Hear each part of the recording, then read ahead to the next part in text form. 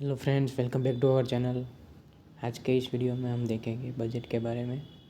आने वाले टाइम में मतलब कि फेब मंथ को हमारा बजट इंडिया का सबसे बड़ा इवेंट जो होता है वो बजट पेश होने वाला है।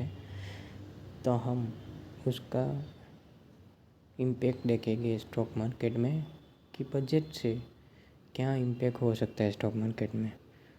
बेसिकली बजट से 3 इम्पैक्ट रहते हैं कि प्री बजट सेशन मार्केट में क्या होता है, और ड्यूरिंग द बजट सेशन, और post budget session. Pre budget session में क्या रहता है कि हमें अगर कोई स्टॉक्स में बेसिकली पहले से ही किसी इनसाइडर न्यूज़ वाले को पता रहता है कि इस स्टॉक में तेज़ी रहेगी, मंदी रहेगी, तो वैसे स्टॉक्स पहले से ही भागना शुरू कर देते हैं। तो प्री बजट सेशन में ऐसे रहता है कि स्टॉक्स जो रनअप कर चुके होते हैं वो बजट के ड्यूरिंग में प्रॉफिट बुकिंग के शिकार हो जाते हैं, और रिटेल हमारे जैसे रिटेल ट्रेडर उसमें तब निवेश करते हैं कि जो पहले प्री बजट सेशन से ही पहले ही वो रैली दिखा चुका होता है। तो उसी तरह से प्री बजट सेशन हो गया। और ड्यूरिंग द बजट सेशन क्या रहता है कि सेक्टर वाइज जैसे जैसे निर्मला सीतारमन जी हमारे जो फाइनेंस मिनिस्टर है वो जैसे जैसे सेक्टर वाइज हमें वो बजट के ड्यूरिंग में सेक्टर वाइज न्यूज़ देती है, तब हमें दिखाई पड़ता है कि सेक्टर अप डाउन होते रहते हैं सभी। कि जब जब जिस जिस सेक्टर की न्यूज़ रहती है उसी तरह से उसमें प्लस और माइनस दिखाई दे पड़ती है। अगर पोस्ट बजट सेशन देखें तो हमें उसमें से ऐसा देखने को मिलता है कि पोस्ट बजट में क्या रहता है कि अगर जो किसी स्टॉक्स में पहले से ही मालूम हो कि इसमें अच्छे गुड न्यूज़ और इसके बारे में कुछ आने वाला है, पर बजट सेशन में उसके बारे में कुछ भी बोला नहीं जाता है, तो उसमें प्रॉफिट बुकिंग होती है, जैसे गिरावट होती है उसमें स्टॉक्स में। तो इसी तरह से हमें बजट सेशन के 3 हिस्से में हम देख सकते हैं, प्री बजट, ड्यूरिंग बजट और post budget. Pre budget session में अनसर्टेनिटी और वॉलेटिलिटी और ज़्यादा रहती है, जो अभी हम मार्केट में देख ही रहे हैं। अब ड्यूरिंग द बजट सेशन क्या देखना है और प्री बजट सेशन में क्या करना है वो हम देखेंगे। हम देख सकते हैं कि Nirmala Sitharaman ji will present the fourth budget on 1st Feb। Last year the budget was delivery on the paperless format for the first time by FM Sitaraman ji, who arrived for the presence carrying the tablet instead of traditional Bahi Khata.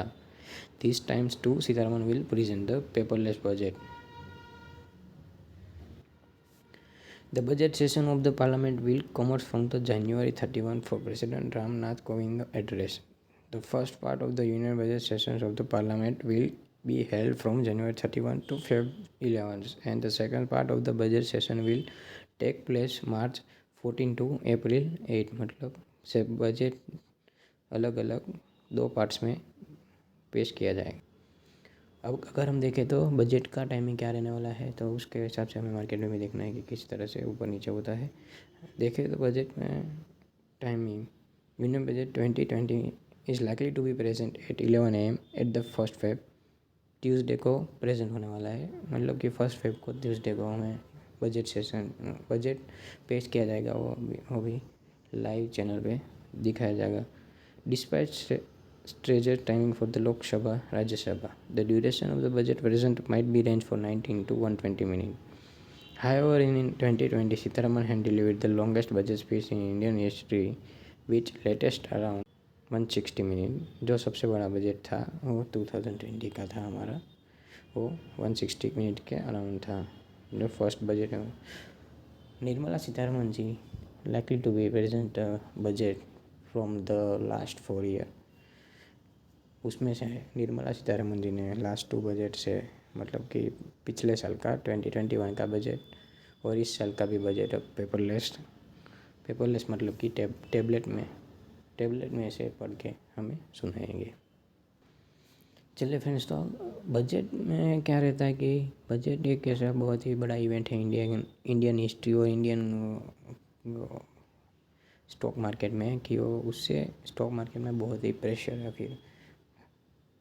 Pressure रहता है कि क्या रहने वाला है, कि कोई भी सेक्टर में कोई अपसाइड मूवमेंट रहेगी, डाउन साइड मूवमेंट नहीं रहेगी। वो बहुत ही बेसिकली उसमें डिपेंड करता है कि आने वाले टाइम में कोई भी स्टॉक है कितना अपसाइड मूव कर सकता है और कितना बेसिक न्यूज़ के हिसाब से, मतलब अगर हम देखें तो बजट में कोई भी टैक्सेस और कोई भी टैक्स हटाने का और लगाने का बात होता है तो स्टॉक मार्केट यूनिडायरेक्शनली, मतलब एक ही डायरेक्शन में वो फ्लो करेगा।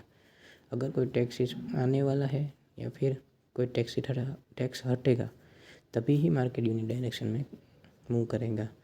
इस साल हम देखते हैं कि मार्केट यूनिडायरेक्शन से आता है या फिर कंसोलिडेशन करने के टाइम भी ब्रेकआउट देता है, वो देखेंगे। अगर हम बैंक निफ्टी में भी एनालिसिस देखते हैं तो उसमें से हम देख सकते हैं कि बैंक निफ्टी मुझे ज़्यादा बुलिश देख रहा है as compared to the Nifty 50, वो हम चार्ट में देखेंगे।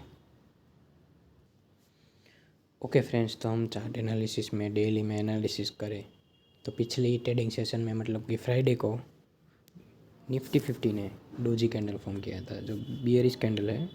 लास्ट में आप देख सकते हैं डोजी कैंडल फॉर्म हुआ था जो बियरिश कैंडल है। अगर हम यहाँ से देखें तो एक ट्रेंड लाइन मेंटेन कर रहा है निफ्टी 50। अगर इस ट्रेंड लाइन के नीचे कोई भी क्लोजिंग डे क्लोजिंग होता है तो हमें बियरिश मोमेंटम देखना चाहिए।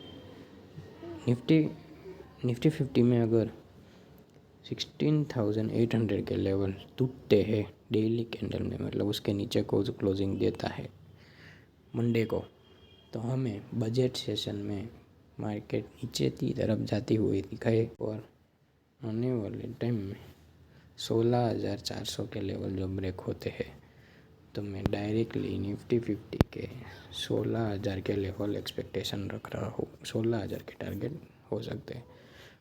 इसमें अगर इधर से कोई कैंडल ग्रीन फॉर्म होती है तो इसमें यहाँ से देख सकते हैं आप वीक्स, मतलब नीचे के लेवल से प्राइस रिजेक्शन निफ्टी 50 में बहुत हो रहा है। मतलब इसके नीचे जब मार्केट जाएगा तो गिरावट बहुत हो सकती है।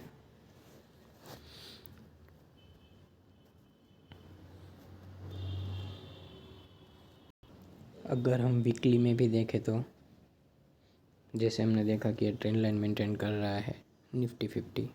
अगर यहाँ से कोई बाउंस बैक आता है अगले दिन में तो हमें अपसाइड मूव हो सकती है। अगर हम पिछले ही टाइम पे हम देखें तो निफ्टी ने 18,900 के लेवल से करीबन 16,400 के लेवल को टच किया था, लेकिन वो करेक्शन जो हुआ था वो 2 महीनों में हुआ था।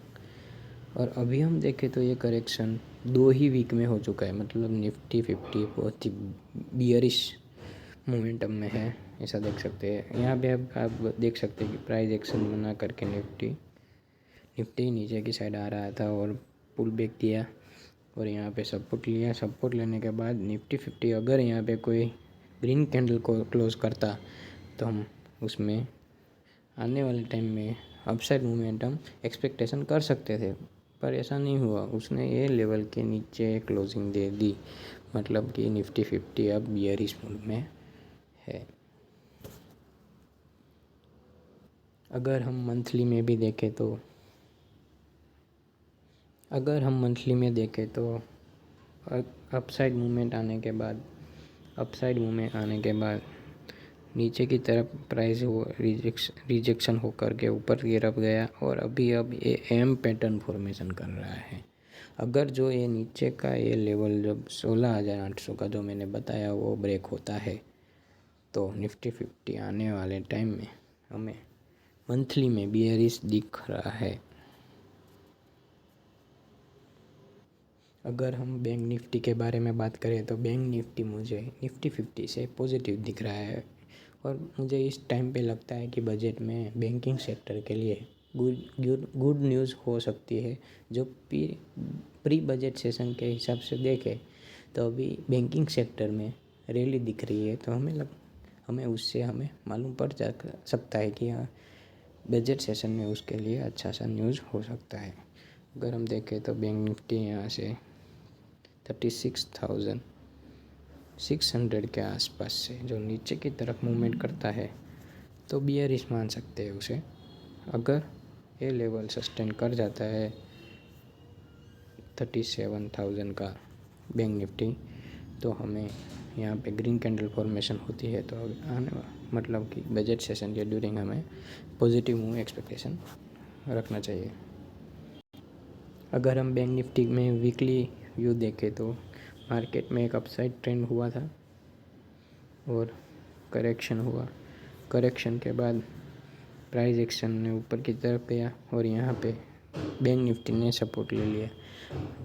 जब हमने निफ्टी 50 में देखा तो वहाँ पे यहाँ पे ग्रीन कैंडल फॉर्मेशन हो चुका है और इस लेवल से नीचे की तरफ क्लोजिंग दे दी है, मतलब वो बियरिश हो गया।